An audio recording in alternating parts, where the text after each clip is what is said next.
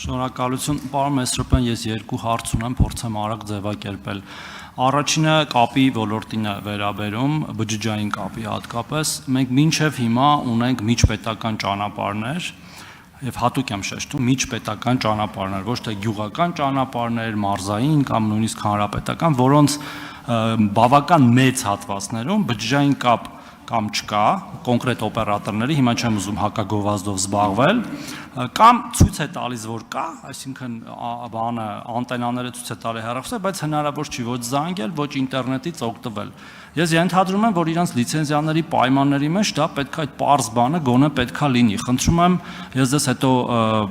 աշխատանքային կարգով կասեմ, թեև վստահ եմ դուք եք կարող եք պարզել։ Այդ հարցին պետքա լուծում տրվի հնարավորինս արագ, որովհետև կարծես թե 21-րդ դարի արդեն առաջի 25 տարին ավարտում ենք, բայց հələ այդ հարցը կա։ Եվ երկրորդը հոսանքի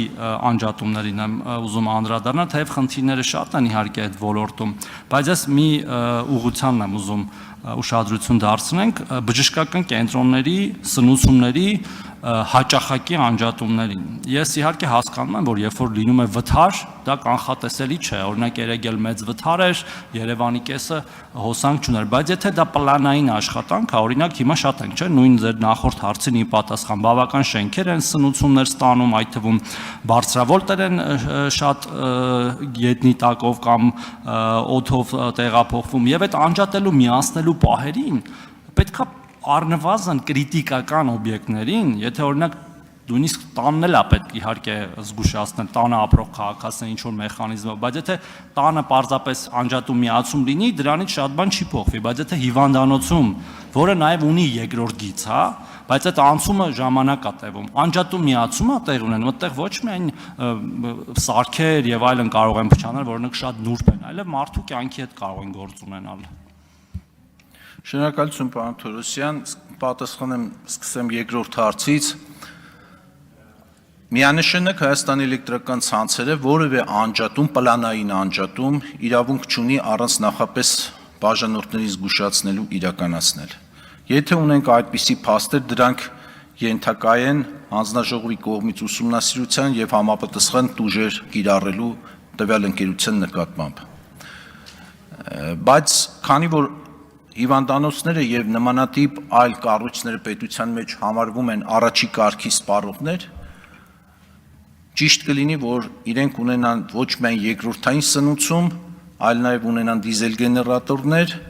բայց ես տեղյակ եմ ձեր բարձրացված հարցի նրբություններից, տվյալ տարածքում դուք թերևս ունեք ոնց որ թե երկրորդային սնուցում, բայց այդ համապատասխան ավտոմատիկան տեղակայելու բացակայության պատճառով, բայց միևնույն է, սա Հայաստանի էլեկտրական ցանցեր Փակ Մաժնետիրական ընկերությունը չի ազատում իր համապատասխան պարտավորություններից անջատելուց առաջ, պլանային անջատումներ կատարելուց առաջ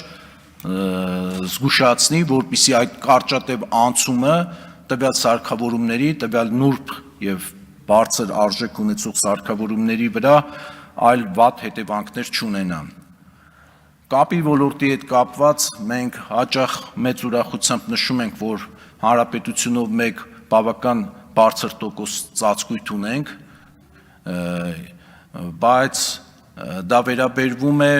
ընդհանուր տարածքի ծածկույթին այս կամ այն օպերատորի միջոցով, բայց դա չի նշանակում ցավոք սրտի, որ մեր բոլոր օպերատորները համապատասխան տոկոսի անտենաներ կամ համապատասխան սարքավորումներ ունեն, ենթադրենք ես Viva-ի բաժանորդ եմ, մյուսը Armentel-ի, հա, կամ մեկ այլ ընկերության, կարող է ճանապարհին Երևանից Սիսիան ճանապարհը հատվածի վրա լինեն հատվածներ, որ բաժանորդներից մեկը անհասանելի դառնա։ Այս հարցը մեր ուշադրության կենտրոնում է, օպերատորների հետ ունենք նման քննարկում, որպեսզի կարողանան գալ համաձայնության, մեկը մյուսի սարքավորումներից օգտվելու հնարավորություն տա, որ սովորական բաժանորդները նման խնդրի առաջ չկանգնեն։ Փորձենք սա